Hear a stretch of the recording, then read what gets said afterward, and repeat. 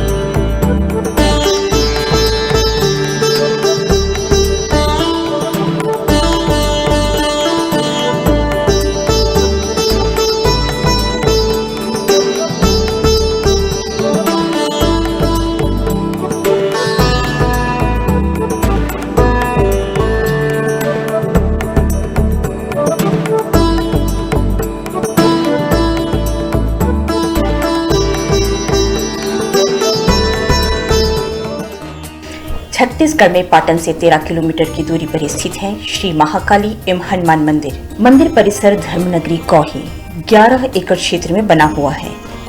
इस परिसर में श्री महाकाली, हनुमान जी, स्वयंभू श्री शंभू भोलेनाथ, प्राचीन विष्णु भगवान, जगन्नाथ मंदिर, राम दरबार, अर्धनागेश्वर बाबा, श्री गणेश मंदिर, राजीव लोचन मंदिर, राधा कृष्ण मंदिर, राम जानकी मंदिर, शनिदेव मंदिर, संतोषी माता, परमानंद गोस्वामी गुरुदेव, काल भैरव मंदिर, चंडी माता मंदिर, विश्वकर्मा मंदिर, माँ परमेश्वरी मंदिर, गाडगे बाबा मंदिर, माँ भक्त माता कर्मा मंदिर के अलावा एक कुंड भी स्थापित है।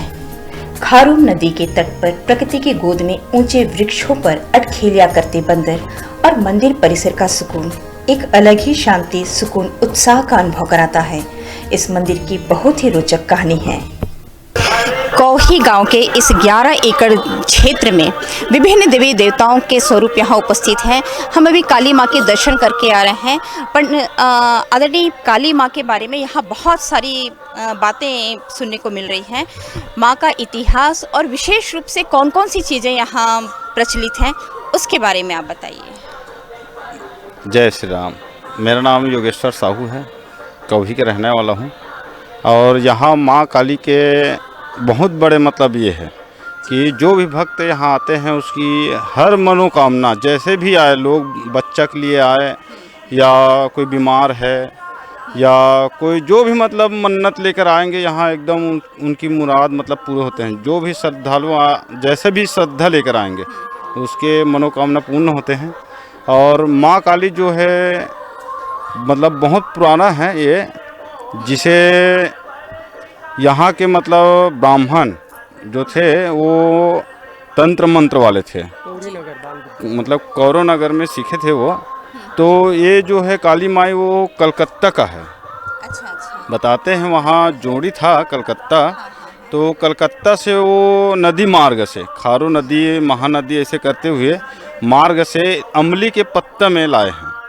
लाने के बाद इमली नीम के पत्ता, हाँ, नीम के पत्ते में माता रानी का कैसे इनको बिठा के लाया? उसको डोंगा बनाए थे। बताते हैं कि जो अमली का पत्ता है तो डोंगा बनाए थे उसको, और साथ में लाए थे।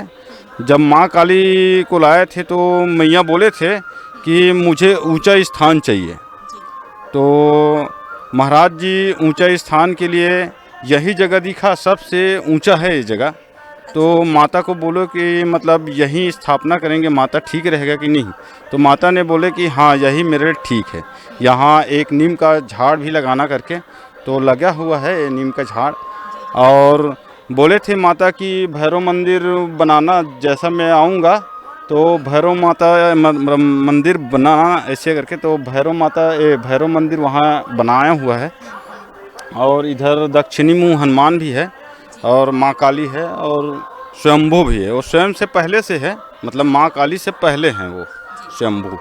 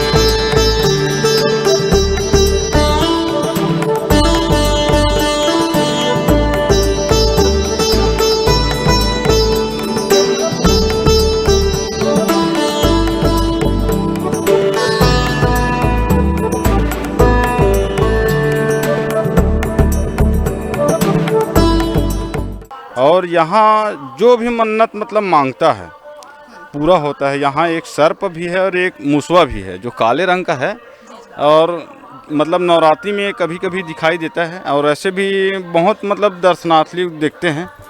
कल परसों भी यहाँ पे दिखाई दिए थे, बहुत भीड़ लगा था। ऐसा मतलब बहुत यहाँ मतलब देखते रहते हैं, मतलब अहित नहीं करते ना कभी, मतलब किसी को डरवाते भी नहीं, मात्र दर्शन बस करते हैं लोग। हाँ, एक सादा वाला सांप है अपना शंकर जी का, वो भी यहाँ मतलब घूमता है। और माता काली का भी है जो काला है एकदम। हाँ, ना वो उसको कभी छेड़ते नहीं कोई, बस देखते हैं। कई तो ऐसा है कि उसको पकड़ भी लेते हैं तब भी कुछ नहीं करते। हाँ, ऐसा है। और ये भी सुना है मैंने यहाँ आने के बाद कि माता रानी का नृत्य के रूप में भी कई बार देखना हुआ है। हाँ, पहले जो क्या है यहाँ जंगल टाइप का था, तो माता रानी यहाँ मतलब नृत्य करता था। हाँ, ये यहाँ बाउंड्री है, तो यहाँ बहुत मतलब हजारों आदमी देखे हैं नृत्य करते हुए। और जंगल था तो डर से मतलब आते भी नहीं थे पहले। अब तो बहुत मतलब ये हो गया, और देखने को भी नहीं मिलता कि माता रानी कहीं जगह नाच रहे हैं ऐसा। पहले हम भी देखे थे बचपन में, जब छोटे थे तो हम भी देखे थे। यहाँ नाइट में प्रोग्राम होता था, लीला नाटक बहुत मतलब होते थे। जब महाराज जी थे परमानंद गोस्वामी, तो क्या है मेला वेला वही मतलब चालू किए हैं। महाशिवरात्रि शिव पार्वती का विवाह करवाए थे, उस समय से मेला लगता है। और भव्य मतलब नाटक वाटक मतलब होता था उस समय। सन 70 से चालू। हाँ, 70 से सन 70 से जो शुरू हुआ है, हाँ। अभी तक मेले के रूप में और शिव पार्वती के विवाह के रूप में शिवरात्रि मनाए जाते हैं। यहाँ मैं देख रही हूँ कि बहुत सारे मंदिर इस प्रांगण में बने हुए हैं। हाँ, तो ये अलग अलग देवी देवताओं के पूरे गांव वाली आस्था के स्वरूप है या किसी समिति के तहत देखा जाता है? नहीं, आस्था के स्वरूप है। जैसे कि कोई सामाजिक वाला है तो समिति को पूछकर एक मंदिर बना देते हैं, ऐसा वाला सामाजिक वाला। तो क्या है, साहू समाज का भी है कर्मा मंदिर, देवांगन समाज का है परमेश्वरी मंदिर, जैसे धनकर समाज का है जगन्नाथ। ऐसे मतलब अन्य समाज के यहाँ मंदिर है। निषाद, हाँ, बाद में बने हैं। हनुमान जी का मंदिर, माता रानी का मंदिर और भोलेनाथ। हाँ, यहाँ 5 मंदिर प्राचीन है, मतलब हाँ 5 मंदिर प्राचीन है। एक तो स्वयंभू हो गया शिव जी, एक काली माई, एक दक्षिणी मुँह बजरंगबली, और एक एकादशी। हाँ हाँ, और चंडी माता है और भैरव बाबा है। ये पांच मंदिर मतलब ऐसा है कि ये प्राचीन है। कहा जाता है सैकड़ों वर्ष पूर्व गांव में महामारी फैली हुई थी। सारा गांव खाली होने लगा, लोग गांव छोड़कर जाने लगे। तब गांव में किसी व्यक्ति को स्वप्न में भोलेनाथ ने कहा, मैं अमुक जगह पर हूँ, मुझे यहाँ से निकालो और स्थापित करो, सब ठीक हो जाएगा। किसी को भी गांव छोड़कर जाने की आवश्यकता नहीं है। सुबह गांव वालों ने मिलकर स्वप्न में बताए स्थान पर खुदाई शुरू की। खुदाई करते करते वहां शिवलिंग नजर आने लगा। शिवलिंग देखने के पश्चात लोगों का विश्वास बढ़ गया। खुदाई जारी रही। अब तक शिवलिंग 7.5 फीट का नजर आ चुका था। संभावना थी कि नीचे और भी भाग है, किंतु विचार किया गया और खुदाई रोक दी गई। विधि विधान द्वारा शिवलिंग को स्थापित किया गया। आश्चर्य, गांव में फैली महामारी शांत हो गई। लोगों का विश्वास और भी बढ़ गया। आसपास गांव के लोग भी पूजा अर्चना करने लगे। वहां सांपों का आना जाना लगातार बढ़ता गया। कहा जाता है जब पुजारी परमानंद गोस्वामी आरती करते थे तब नागराज मस्त होकर नृत्य किया करते थे। गुरुदेव परमानंद गोस्वामी तो नहीं रहे, पर नागराज आज भी शिवलिंग के दर्शन को आते हैं। आज तक किसी भी श्रद्धालु को नुकसान नहीं पहुंचाया है। चूंकि मंदिर के समीप खारू नदी है तथा पास ही शमशान भी है, ऐसी स्थिति के कारण शिवलिंग की महत्ता और भी बढ़ जाती है। ऐसा कहा जाता है कि यह साक्षात महाकाल का स्थान है। इस वक्त हम बात करेंगे पंडित जी से और जानेंगे कि किस तरीके से यहाँ की मंदिर के बारे में मान्यता है और किस प्रकार से जब हमारी मान्यता, हमारी कामना पूरी होती है तो हम प्रभु का धन्यवाद किस प्रकार से करते हैं। तो इस यहाँ के मंदिरों का क्या विधान है? सर्वप्रथम तो मैं कहना चाहूँगा हर हर महादेव, क्योंकि यहाँ का जो शिव जी है वे स्वयंभू है, स्वयं से निकला है। और यहाँ मान्यता ऐसा है कि कोई भी कामना से यहाँ मन्नतें मांगते हैं, वो सारा मन्नतें भोलेनाथ पूरा कर देते हैं। और हमारे पास भी जितने भी सारे भक्त आते हैं, हम भी भगवान से कृपा करते हैं और भगवान से प्रेरणा करके सबका जो है मन्नतें को पूरा करवाते हैं जी। जब मन्नतें पूरी हो जाती है तो हम प्रभु का धन्यवाद किस प्रकार से करते हैं? अब आस्था से ऐसा है कि कोई भी अपने अपने हिसाब से, जैसे कोई चांदी का नैन चढ़ा देते हैं, कोई छत्र चढ़ा देते हैं, कोई मुकुट चढ़ा देते हैं। सबका अलग अलग भाव है, भाव से करते हैं। जैसे यहाँ पे विष्णु जी का भी मंदिर है, भोलेनाथ का भी है और काली माँ का भी है, और तीनों बहुत अपने प्रखर और जागृत अवस्था में है। तो जब हम उनका पूजा पाठ करते हैं तो पूरी तरीके से विधि विधान से करना होता होगा। जी। तो क्या विधान है यहाँ का? विधान तो ऐसा है कि देखो, स्वयंभू में ऐसा मान्यता है जैसे कि 1 लोटा जल डालोगे तो हर आपका कार्य पूर्ण होगा। ठीक है, तो उसी तरह से जैसे शंभू में हम जितने भी महिलाएं हैं, आज सोमवार के दिन है, सारी महिलाएं जो है पशुपति नाथ का जो है व्रत करते हैं जी।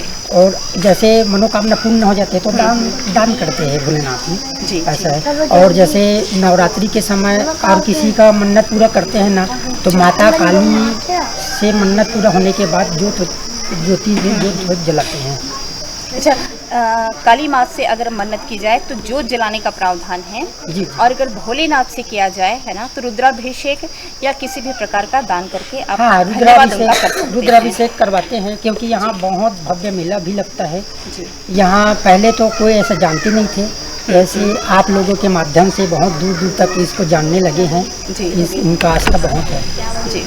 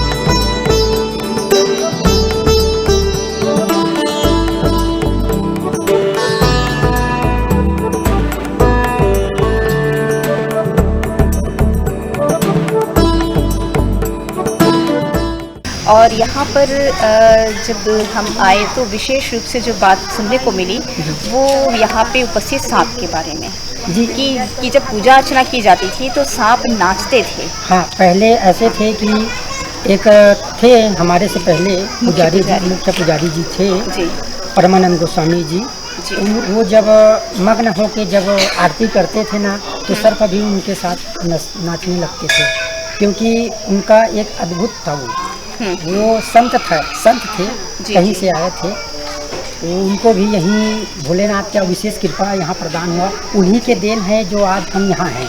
और इतने सारे जो यहाँ जो जानते हैं ना, सभी इस जगह के बारे में जानते हैं, तो केवल परमानंद गोस्वामी जी हमारे, उन्हीं के माध्यम से जो जानते हैं। और ये तो ऐसा है कि खारून नदी बसा है यहाँ जी, और स्वयं से स्वयंभू है, तो ये कैलाश से भी कम नहीं है। सभी लोग का मनोकामना पूर्ण करते हैं हमारे भोलेनाथ। जी जी जी, क्योंकि पास में शमशान भी है और नदी भी हाँ, है, शमशान घाट है, तो उसके कारण इनका प्रभाव ज़्यादा है। तो लोग पूजा पाठ के लिए और किस प्रकार की साधना के लिए भी इस स्थान को उपयुक्त मानते साधना हैं। के लिए, क्योंकि हमारे जो काली मैया जो है वो शमशान काली है जी, वाम मार्गी है, क्योंकि वाम मार्गी में वहाँ साधना तांत्रिक लोग भी कर सकते हैं, सब तंत्र विद्या से, और भोलेनाथ से भी करते हैं, क्योंकि स्वयंभू है। और शिव और शक्ति दोनों एक हो जाए ना, तो फिर तो बात ही अलग है। अद्भुत है। अद्भुत है, अद्भुत है।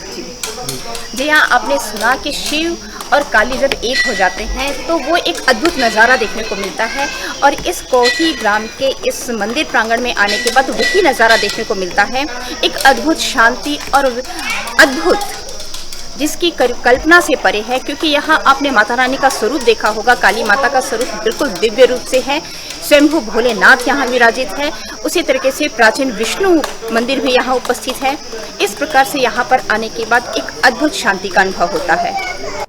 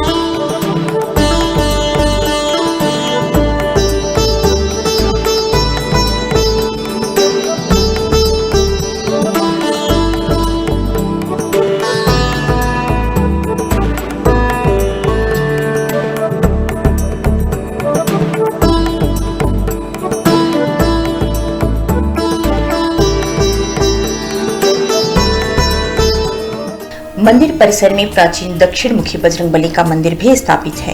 इस मंदिर में श्रद्धालु बड़ी आस्था से आते हैं और उनकी मनोकामना पूरी होती है। मनोकामना पूरी होने के पश्चात हनुमान जी को चूल्हा चढ़ाया जाता है।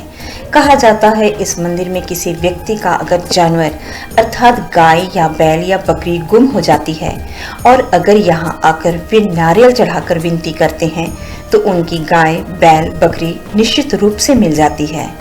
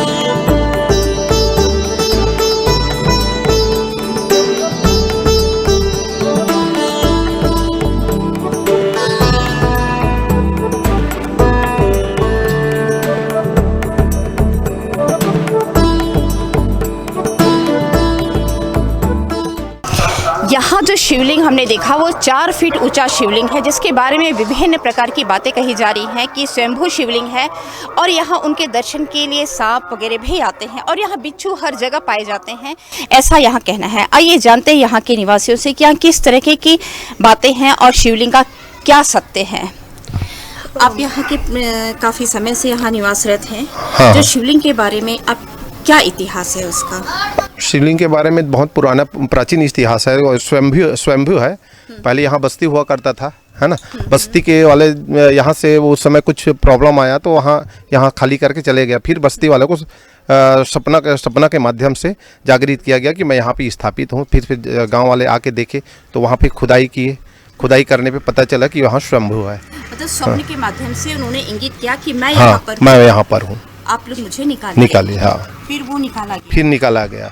फिर वो वहीं से मंदिर का निर्माण हम तो बहुत पहले से जानते हैं और आ जा रहे हैं। पहले बहुत छोटा हुआ करता था, है ना।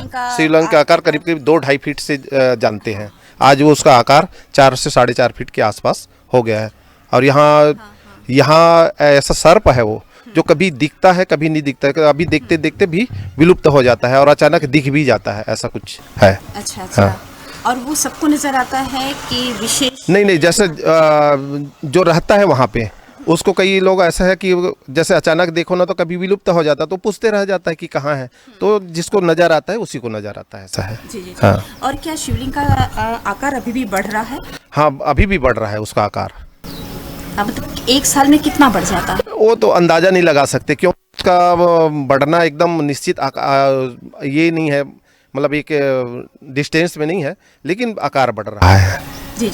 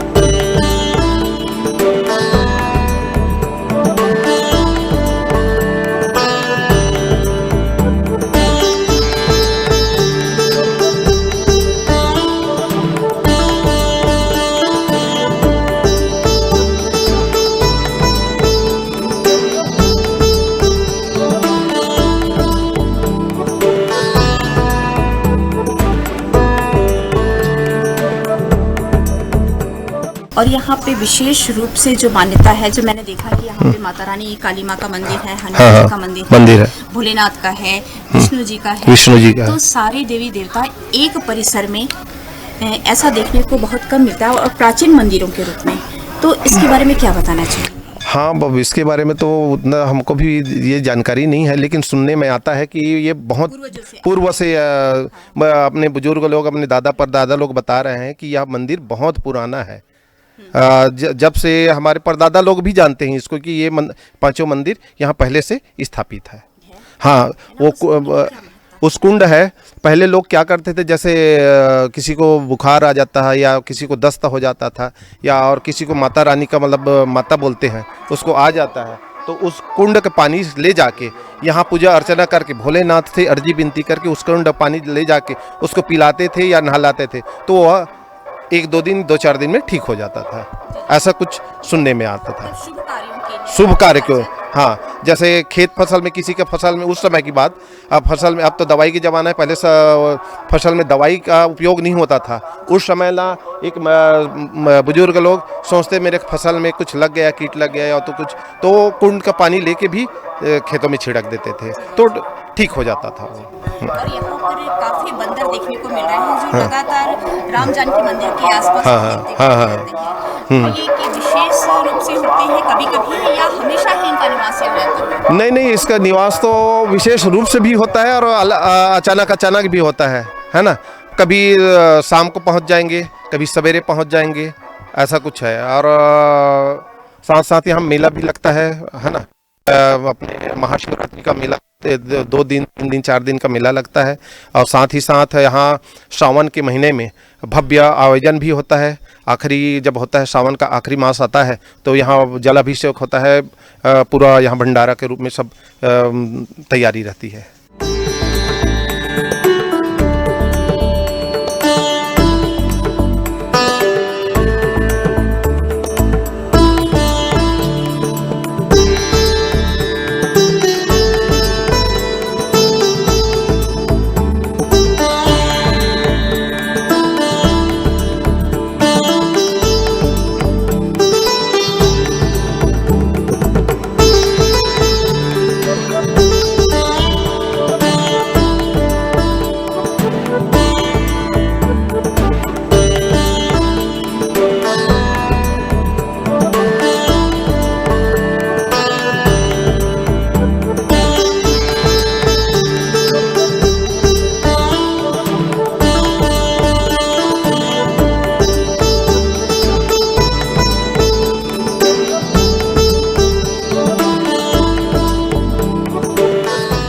मंदिर परिसर में महाकाली की अद्भुत प्रतिमा विराजित है। कहा जाता है यह प्रतिमा कलकत्ता से मंगाई गई थी और मां महाकाली की इस मूर्ति को नीम के पत्तों से बने डोंगे पर लाया गया था। यहाँ मां महाकाली की उपस्थिति का कई बार एहसास हो चुका है।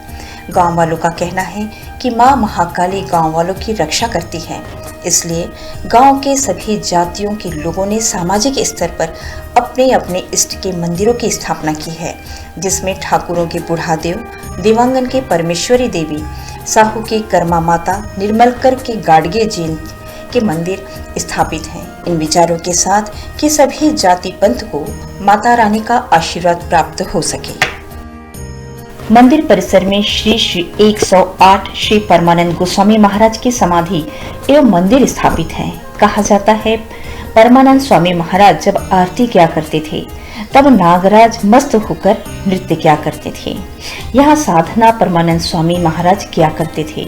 उन्हें यहाँ हर तरह की सिद्धियां प्राप्त हुई और भगवान ने उन्हें पुत्र के रूप में स्वीकार किया और जन कल्याण करने को उत्साहित किया। गोस्वामी जी ने यहाँ अर्ध नारेश्वर महाराज की मूर्ति भी स्थापित की। गांव वालों का कहना है कि जब मूर्ति स्थापित की गई तो मां अन्नपूर्णा का एक पात्र भी वहां पर समर्पित किया गया। कहा जाता है कि जब भोग के लिए यहाँ उस पात्र में भोजन दिया जाता है तो लोग उस भोजन से तृप्त हो जाते हैं और भोजन कभी भी वहां कम नहीं पड़ता। मंदिर परिसर में एक कुंड भी स्थापित है जिसका जल अत्यंत ही शुभ माना जाता है। घर की शुद्धि या किसी बीमारी या खेतों में फसल न होने की स्थिति में इस जल का छिड़काव किया जाता है। श्रद्धालु बड़े ही भक्ति भाव से अपनी मनोकामना लेकर आते हैं और दर्शन करते हैं। यहाँ मंदिरों के दर्शन कर श्रद्धालु भाव विभोर होकर यहाँ से अपनी मनोकामना पूर्ण कर ही जाते हैं।